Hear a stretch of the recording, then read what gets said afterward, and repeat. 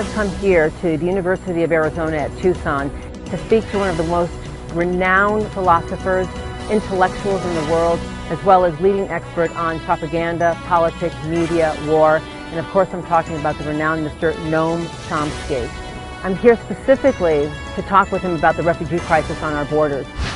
Those are the only two options: totally open borders or criminal prosecution for lawbreaking. I'm here to speak with him about the state of our democracy. Are we in a constitutional crisis? There's no one better to address these issues in a really meaningful and thoughtful way than Noam Chomsky.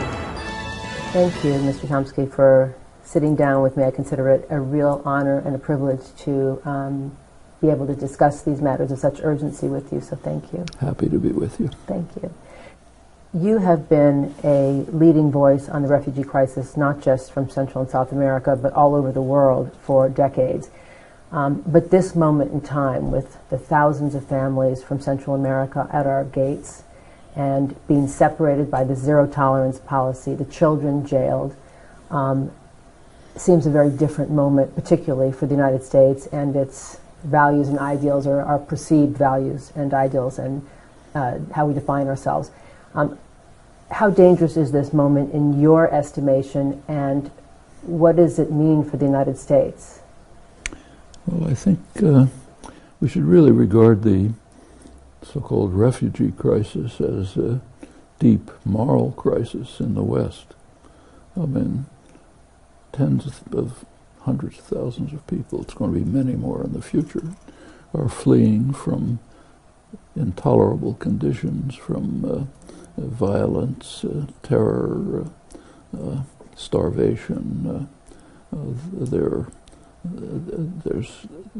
of course fleeing to the places which have wealth and resources, and which furthermore have a major responsibility for their plight.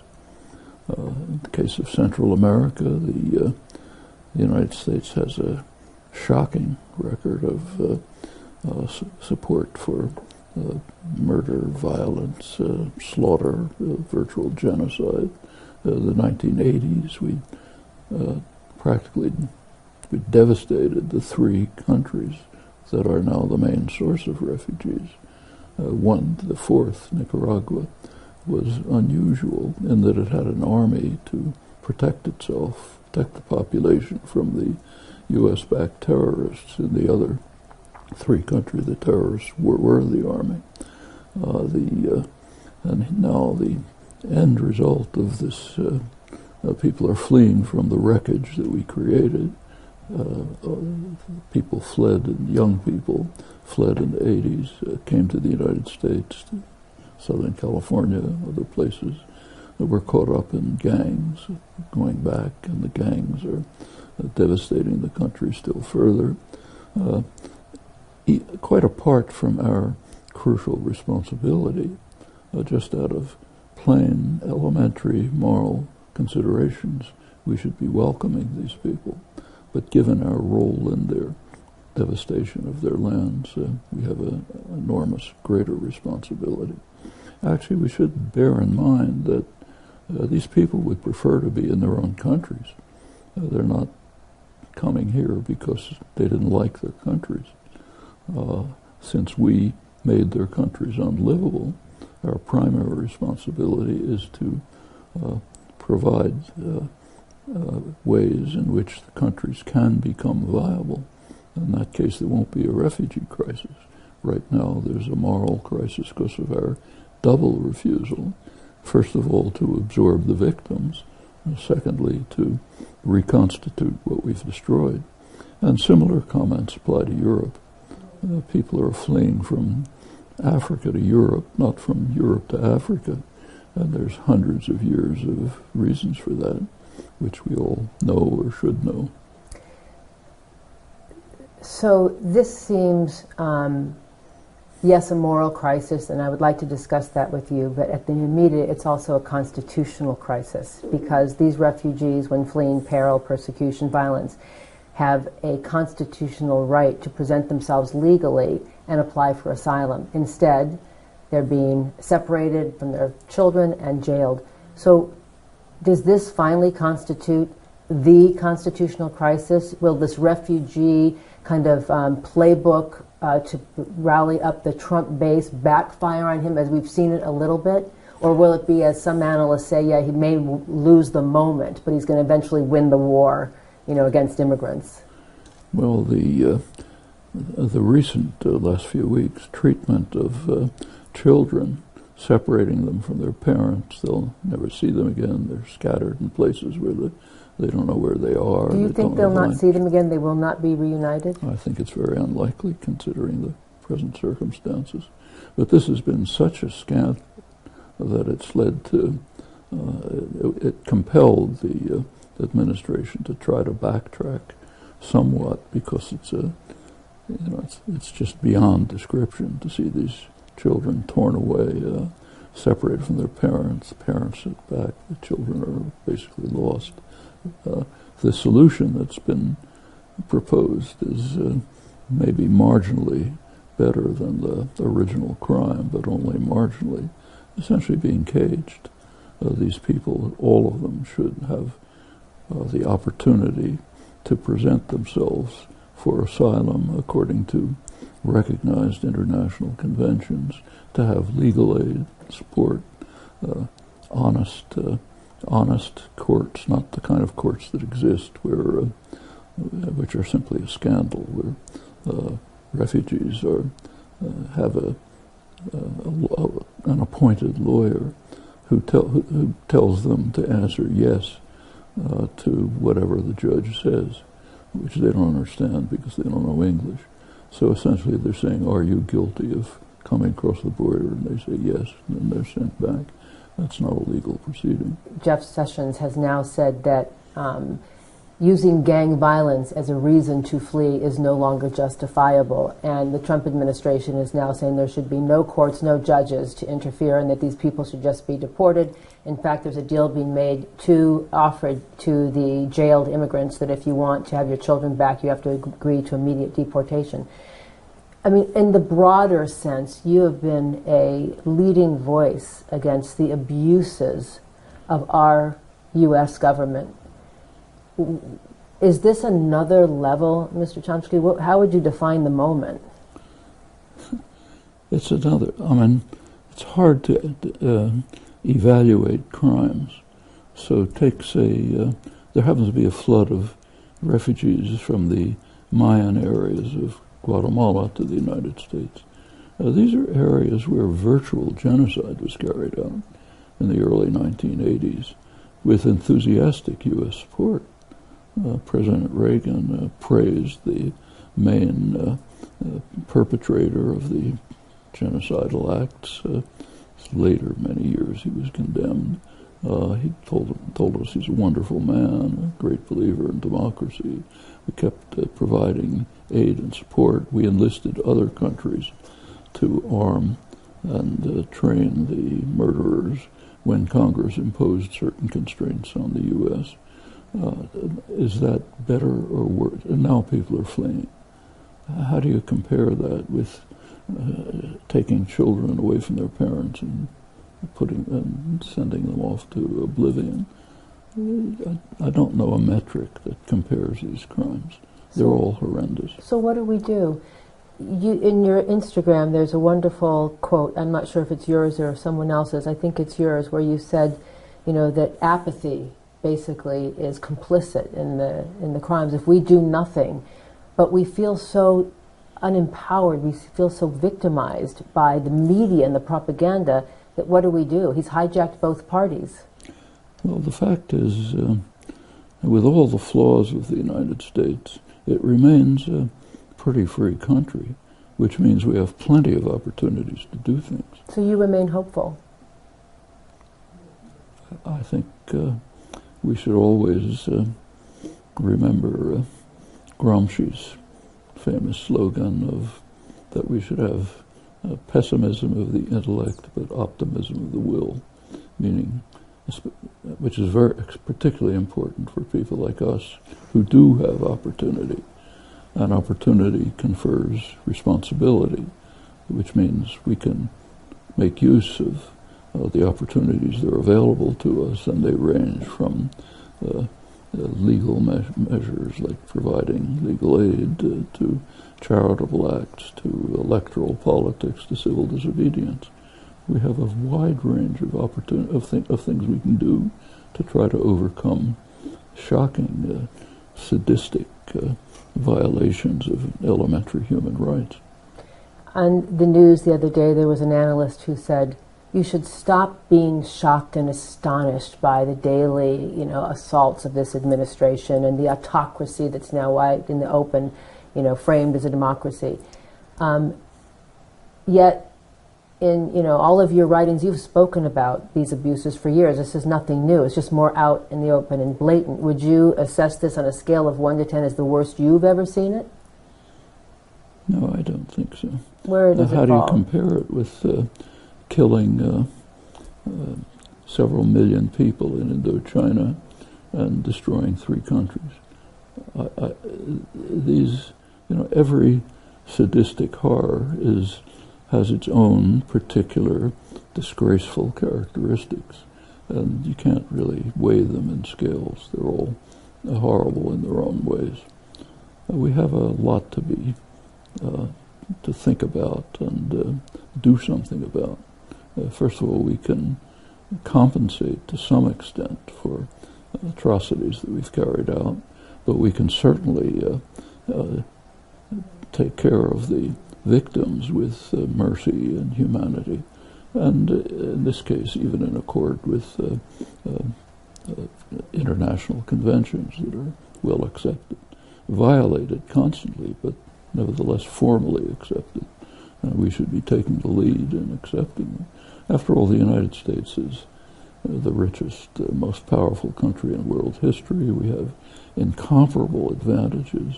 We have huge territories that are unsettled, plenty of ways of bringing in these miserable people, for many of whom we are responsible for their fate, and arranging for them to have decent, productive lives contributing to the society. We should think about, there are countries that are accepting huge numbers of refugees. So take, say, Lebanon, which is not responsible for the plight of the people who fled there. About almost half the population are refugees. Kenya has huge numbers of refugees. Bangladesh, extremely poor country, has been taking in tens of thousands of refugees. So then why does America, and certainly we're seeing it more in Europe, but why does America have this, and even in the Latin communities who said, no, don't come here, why is there such a sense of we're a country of immigrants who hate foreigners? Why are we not saying we must bear this responsibility, and if not for children, who? What has happened to us that we're closing our doors? Well, first of all, it's not the first time. Immigration, we are a nation of immigrants. Immigrants were brought on very willingly, not for pretty reasons, because it was necessary to settle the areas from which we were expelling, in fact exterminating, the many nations who we destroyed when we set up this country. Worth remembering that the United States is a settler colonial society. It's been at war almost constantly since its founding.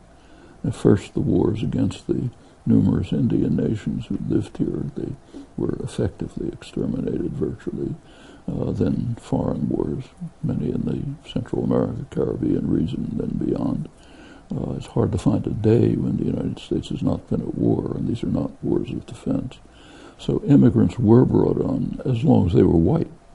And in fact, very precise distinctions were made. So Benjamin Franklin, who's among the founders, the leading figure of the Enlightenment, he argued that we shouldn't admit Germans and Swedes because they're too swarthy. It's a good indication of what these things mean. Finally, white immigrants were admitted, often treated with extreme harshness and brutality, like the Irish, what were called the Huns from Eastern Europe. Finally, by the time of about the First World War, Well, the country was pretty largely settled, though not densely by the standards of the rest of the world. And the first Orientals were excluded entirely, but from the late 1880s. 1924, the first really harsh immigration law was passed to block, they didn't say it, but basically to block Italians and Jews. The way it was said was it was a National Origins Act, which was designed so that Southern Europeans, mainly Italians, and Jews from Eastern Europe would be blocked. That remained until the 1960s. One of the consequences of that was that millions of Jews were sent to extermination camps. My whole family, for example, because they couldn't get into the one country in the world that could easily absorb them. There's horrible stories from the late 30s and the early 1940s about the USS Stewart, when we turned back, when Roosevelt turning them back and sending them off to a fate that we know about. That lasted until the 1960s. So what's happening is not new. It has its own unique ugliness, but as I say, savagery of different kinds is not comparable. You can't weigh it. So there's a long history of, and this is against a background of extreme white supremacy. In comparative studies like George Frederickson's of white supremacy, the United States ranks the highest in the world, even beyond apartheid South Africa. These are very deeply rooted social pathologies in the So United this States. is not Trump igniting this. It's unleashed what was always there and a white lash of what happened with Obama. Well, I think Trump has quite consciously taken the cork out of the bottle. The things that were latent are now not only accepted but applauded. And social pathologies that have been there and showing in awful ways throughout the centuries are now becoming tolerable. There's other factors, both here and in Europe. The same thing's happening in Europe. Wealth inequity? What's happening just today, in fact, Italy again turned back a ship full of migrants fleeing from Libya, where incidentally Italy carried out literal genocide about a century ago. There's a history there that's not so pretty. Of eastern Libya, the Cyrenaic, maybe half the population or so was wiped out by Italian slaughters. Later Ethiopia and other places, they're not they don't have clean hands in this case. And the same is true for the rest of Europe. Could go through the history, but should be well known. It's horrendous. But I think we should bear in mind that there are other reasons why these social pathologies, which is what they are, racism, xenophobia, white supremacy, why they're surfacing in this particular moment. We have been through a period of about 40 years of a socioeconomic experiment. It's usually called neoliberalism, meaning business first, everyone else last. Took off under Reagan, Thatcher, and it's had effects. One effect is that for the large majority of the population, it has led to stagnation or decline. Real wages for male workers are about what they were in the 1960s. Productivity has increased, not as fast as before, but it has increased. Wages have not kept up with it. In fact, they've stayed steady, meaning the results of the productivity go to very few pockets. There's an enormous concentration of wealth and very few hands. That concentration of wealth almost automatically leads to concentration of political power by perfectly obvious means. So the government becomes much less responsive to popular needs. Something similar has happened in Europe, and they call it austerity, but it's the same thing. The effect of all of this is to create anger, fear, disillusionment, contempt for institutions, You take a look at election after election, the centrist political institutions, parties, others that have been pretty much running the countries are completely falling apart. In conditions like this, in conditions of anger, despair, there is an opening for pathological elements that are latent to surface. Well, that's what's happened here. And as a linguistics expert and pioneer and propaganda expert, do you think Trump is consciously, strategically masterminding, what's happening? He has Mein Kampf at his bedside, according to a Vanity Fair article. Or is this just him being, a wizard at ratings, television tactics? We have to speculate about a person's thoughts, but just looking at the evidence, the impression that's created is that he has a very simple ideology. It can be expressed in 2 letters. Me. The only thing that matters is me. Now that has corollaries. It means you have to keep your base loyal, in fact by now worshipful. He's a canny politician. He knows what appeals to them.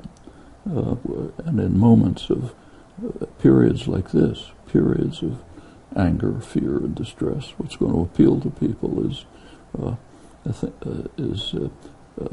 playing to their fears: xenophobia, white supremacy, misogyny, racism. And he's doing that very well. Incidentally, this is only half the story. The other half, which he certainly understands, is that he's providing cover for the most savage wing of the Republican Party to step by step dismantle any part of the government that's for the benefit of the population, and to concentrate all wealth and power in their actual constituency, which is extreme wealth and corporate power. You see this in step after step. So do you think you've talked about the doomsday clock being 2 minutes to midnight. What about unrest and civil war in our own country? There are analysts this morning talking about we're closer than ever to just an uprising of massive proportions because of those that don't have and finally fed up. Are we close to a civil war? I don't think so. The country's, despite everything, the country's still an organized, advanced society. It has awful features, but I don't think there are armed militias running around, but I don't think we're in a stage of civil war. But when we are fractured like this, does it make us more vulnerable to foreign attack? And then does it also make us more vulnerable to our own civil war? The United States is the most secure country in the world, in history, in fact. It's one of the most frightened countries in the world, but it has always had enormous security. I mean, just take a look at American history. The last time that the United States was attacked was 1812. Any other country say that? The United States controls the hemisphere, controls both oceans, controls the opposite sides of both oceans. There are conflicts, but they're on somebody else's border. But you've said, though, that you think this is probably the most dangerous time you've seen in a very long time. It is for other reasons. And that Trump, climate change and our lack of addressing it, and also now you're nuclear getting war, to the serious issues. That all this is a distraction. We're talking about all these other things when those are the main issues that barely make headlines. Well, we are, now we're getting to what really matters. All of this is horrible and significant, but minor in comparison with a question that is now being posed to the human species for the first time in its couple of 100,000 years of history. Namely, are we going to survive? And that's a very serious question. Since the nuclear age, late 1940s, there's been a very ominous shadow. Anyone who's looked at the record can only conclude that it's literally a miracle that we've survived this far. There's case after case when, either by accident or by reckless acts of leaders, that we've come very close to terminal destruction. Turns out, wasn't known in the late 40s, that not only was that the beginning of the nuclear age, but it was the beginning of a new geological epoch. It's called the Anthropocene, the geological epoch in which human activity is having extremely harmful, destructive effects on the general environment. It was happening before, but it began to escalate in the late 1940s. In fact, the World Geological Society has fixed in the late 40s as the onset of this new geological epoch. And by now, it's extremely serious. Do you think that has anything to do with the volcano eruptions in Hawaii and in Guatemala, or the tsunamis, or is that just completely disparate? It's very hard to pin particular events on the general developments that are happening, but there's no questions about the tendencies. They're severe. But when the United States, the leader of the free world, pulling out of the Paris Accords, and you've said accelerating, not just, not doing anything about it, actually accelerating the problems, bringing back coal. In my view, one of the two most astounding events in history. The fact that the most powerful, wealthiest country in world history is not only refusing to participate alone, uniquely, refusing to participate in efforts to deal in some way with the mounting catastrophe, but yes, in fact, is accelerating the race to destruction. It's doing everything possible to make it worse. That's one. The second most astounding thing is we're not talking about it. This is just shocking. This should be a screaming headline in the newspapers every day. What we're facing in the near future, very likely simply sea level rise of several feet or maybe several meters by the end of the century. Just imagine what happens if the sea rises, let's say, 5 or 6 feet. The consequences will be utterly devastating. I mean, they're almost unimaginable. Maybe the rich countries will be able to handle it somehow, but for most of the world, it's a total catastrophe. The melting Arctic. The melting Arctic. The melting Arctic, the melting Antarctic, the rise in temperature, which is itself creating the feedback effect. This is it's simply astonishing. But when you have corporations owning half the world that benefit by not stopping it, how do you combat that? You said at the beginning of this interview that the refugee crisis is really a moral crisis. How do you awaken, and this is really at the heart of your expertise, how do you awaken a populace to care that those children are not just those children or brown children or criminals or MS-13, or care that, our species is endangered, when all these authoritative forces are telling you it's a lie, it's fake news, it's not real? How do you awaken a populace to care and do something about it? It's a real problem. We should recognize the scale of the problem. So there's a recent study of voters' attitudes on this. Among Republicans, about half deny that what's happening is happening. Simply say there's no global warming. That's half of Republicans. Of the other half, barely half, a little over half, say maybe humans have something to do with it. I don't think there's anything like this anywhere in the world, outside of places where never, some peasant community where they never heard of it. This is unique and horrendous. So what do you do about it? You work harder. But wait a second. The Democrats, you have said both parties are complicit in all this madness, Absolutely. but the Democrats fail miserably in messaging.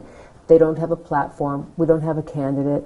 The only kind of message we seem to have right now is anti-Trump, which all the political analysts say does not work and will not work. So not only does it not work, it diverts attention to what's important, like take the question of whether the Russians played some role in manipulating the election. I mean, it is such marginal significance, you can barely find it with a telescope. In fact, it's ludicrous, because there is massive interference with our elections, namely corporate funding. It's overwhelming. do you think that investigation will lead to Trump's undoing? I think that here I pretty much agree with Trump. I think that investigation is just a waste of time and energy. Even if the worst charges turn out to be correct, they will barely weigh in the balance against the real crimes of the administration. Like, for example, driving the world, not just the country, towards terminal disaster because of climate change. How do you measure anything against that? The idea that, in fact, the Democrats are concentrated on revenge for the fact that they ran a rotten campaign and lost an election they should have easily won. That's not a policy. They're not focusing on the real needs of people and the real needs of the world. And part of the reason is they're complicit in these policies. Was Barack Obama complicit in those policies? Well, he made some moves which were positive, but nothing anywhere near what should have been done. You can claim that there were too many impediments from Congress and so on, and it's not just the political leadership. Take say the press coverage.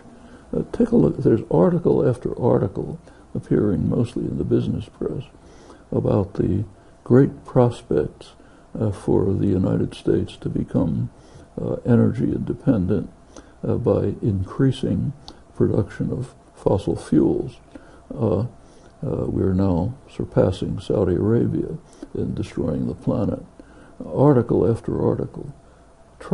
I've gone through thousands of them. You can't find one phrase saying that, oh, this is wonderful, but we're destroying the world. That just doesn't matter. All that matters is more profit, more power, the idea that we're racing to destruction, and this is accelerating it, isn't even mentioned. So it's not just talking to, Republicans who deny climate change. We're talking about our own circles, educated, liberal people who sort of know it, but meanwhile are diverting attention to marginalia and actually celebrating the monstrous atrocities that we're carrying out against future generations, not far at the distance. We're talking about this century. Just doesn't seem like we learned. We didn't learn from the Holocaust. We had Rwanda, Darfur. We're not learning now. This goes way beyond the Holocaust. We're talking about the end of organized human life. So what do the Democrats have to do to get on message? Well, it's not what they have to do. It's what we have to do to create popular movements which compel attention and action on these issues. The party managers are not going to do anything. So it's the youth, potentially. We saw what happened with the school shootings. The youth rose up for a moment, and yet the NRA and Congress still batted them down. That means you have to work harder. It's not the youth, it's people like us who are in a position to do something about it. All of our educated liberal friends should be devoting themselves to this. But they don't. And we have to get them to do it. That's like saying people in Germany under the Nazis that didn't do anything. So what do you do about it? Try to get them to do something. The other great threat you talk about, and we've talked about the doomsday clock, 2 minutes to midnight, is the threat of nuclear annihilation and proliferation. Has your mind changed on this at all with President Trump meeting with Kim Jong-un? Yeah, Kim. Well, actually, that's one of the positive things he did. But we should be careful to see exactly what's happening. The two Koreas, North and South, had a remarkable meeting in which they produced a historic declaration, April 27th. And it's worth reading carefully. It's the first time they have ever agreed peacefully to work towards improving relations, peaceful settlement, denuclearization, and gave detailed proposals as to how to proceed stage by stage. But there's a framework. They said we intend for the two Koreas to work towards this goal on their own accord. On their own accord. and the rest of it is an implicit message to the world, which means the United States don't disrupt it. To Trump's credit, he has not disrupted it. His threats and so on had nothing to do with it. His diplomacy, to the extent that it exists, have nothing to do with it. If he wants to take credit for it, fine, nobody cares. But the one good thing he did is what he didn't do, namely disrupt it. It's happened before. There have been agreements before. The press is simply falsifying the record. The constant picture is you can't trust the North Koreans. They back off. True. But commonly when they've backed off, it's after we disrupted the agreement. And we should make clear that that was the case. Now, again, to Trump's credit, he has, for the first time, not totally the first time, but practically the first time, not disrupted it yet. And we should keep his feet to the fire on that. So that's to the good. We should let the two Koreas proceed on their own accord, as they're planning to do, to overcome one of the world's really serious problems, and give whatever assistance we can for them to do it. But it's not up to us. Do you think the disruption of the Iran deal leads us closer to war? It very well might. First of all, I think that again follows from the principle of me. One of the corollaries of that is that if Obama did it, I have to do the opposite. Otherwise, I can't be in the limelight. I can't seem like I'm terribly important. I can't energize my base and so on. Now, that was another scandalous act. That deal was working very well. Even the U.S. intelligence concedes that Iran was living up to it. Incidentally, not discussed is the fact that we were not living up to it under Obama and Trump. We were constantly acting to disrupt Iran's commercial activities, its financial activities. We blocked many of them. That's contrary to the explicit wording of the agreement. But our violations of it don't matter. We're a special country. But breaking it was very destructive. If the Iranians react, as actually they're entitled to do, by returning to developing nuclear programs, that may be used by Israel and the United States as a pretext for military action. And that could blow up the region. The region is disruptive enough anyway. Right. Actually, there's more to say about this. There is a much more far-reaching solution that's possible, namely establish a nuclear weapons-free zone in the region. You've spoken a lot about this. Why doesn't it get any traction? It did, everywhere in the world except one country, here. Why? We've blocked it. Why? Because of corporate interests. No. Because you have to protect Israel's nuclear programs from inspection. There's no objection to setting this up. Iran has been in the lead in calling for it. The Arab states have actually initiated the program, and several of them have threatened to pull out of the Non-Proliferation Treaty and wish to proceed. The rest of the world is in favor of it. It comes up regularly at the review meetings of the Non-Proliferation Treaty. U.S. vetoes it. Last time under Obama in 2015. Everybody knows the reason. You have to protect Israel's nuclear weapons programs, and you have to protect Israel's hegemonic role in the region. I should add, I've mentioned before, that the United States has a specific, unique responsibility to proceed with this. When the U.S. invaded Iraq, there was a search for some legal pretext for what was obviously a straight act of aggression. And what the U.S. and Britain did was appeal to a Security Council resolution back in the 1990s, which called on Iraq to end its, as it turns out, non-existent nuclear programs. And if you read that agreement, it committed the signers, and we were the initiators of the agreement, committed them to work for a nuclear weapons-free zone in the region. Now that, again, if we had media that were concerned with informing the public. That should be headline too. We have a commitment to do what the entire world, except for the United States and Israel, wants to happen. It would settle the problem. Nuclear weapons-free zone with inspection means you don't need a nuclear deal with Iran. You don't have to worry about it. We're blocking it. That's the third headline we're missing. It's another one that we're missing. Do you see this great ideal that so many Americans have had of who we are, and many across the globe, of this humanitarian nation with all these values and ideals, bring us your poor and huddled masses? Do you think this finally erodes that? Well, there is.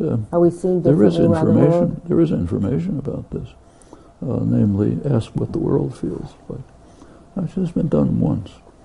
Gallup polls do studies of international opinion regularly.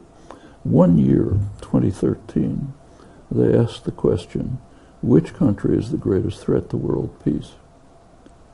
The United States was in the lead with no competitors. Way behind, in second place, was Pakistan. Probably inflated by the Indian vote. Iran, North Korea, others were not even mentioned. That's the last time they asked the question. Well, you may ask why. If you look at the coverage, almost no coverage. I think one Murdoch tabloid covered it, and the story was, look how crazy the world is. But for the rest, we don't care.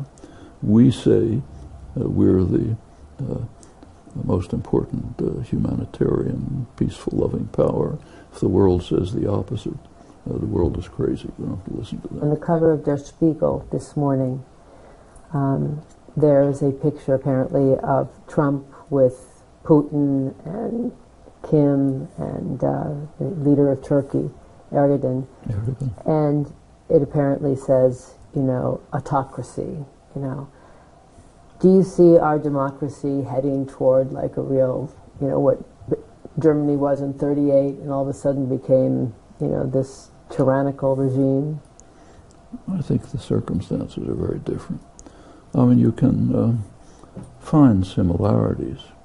And so, for example, when I listen to the worshipful crowds roaring their approval of Trump, I have to say it does bring up childhood memories of when I was 6 years old, listening to the radio and listening to the Hitler's Nuremberg rallies. I didn't understand the words, but there was no mistaking the mood, and it's similar. Nevertheless, the circumstances are radically different.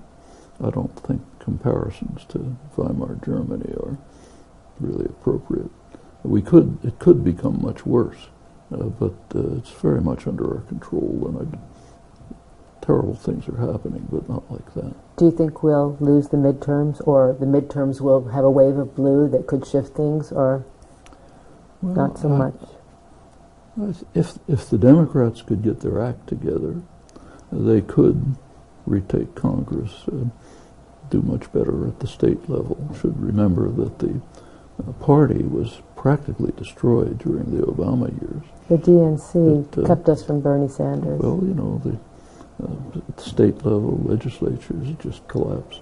Now, there's a significant schism within the Democratic Party between the New Democrat, donor-oriented party managers and the popular base, which is becoming social democratic and shifting. The Sanders vote is an astonishing example of that. Do you still think he's viable now? I think it's very viable, but they're going to have to overcome this very significant gap and put forth programs that are meaningful to the general population, not side issues like whether Russia tried to manipulate the elections undetectably. Real issues, what people care about and are concerned about, and what they ought to be concerned about, but aren't, like destruction of the possibility for organized human life. Those issues should be front and center. And if that were the case, I think they could sweep the elections, but that's not happening. Mr. Chomsky, our time is up, and I so appreciate you spending the time with me. I consider it a real privilege and an honor. Thank you.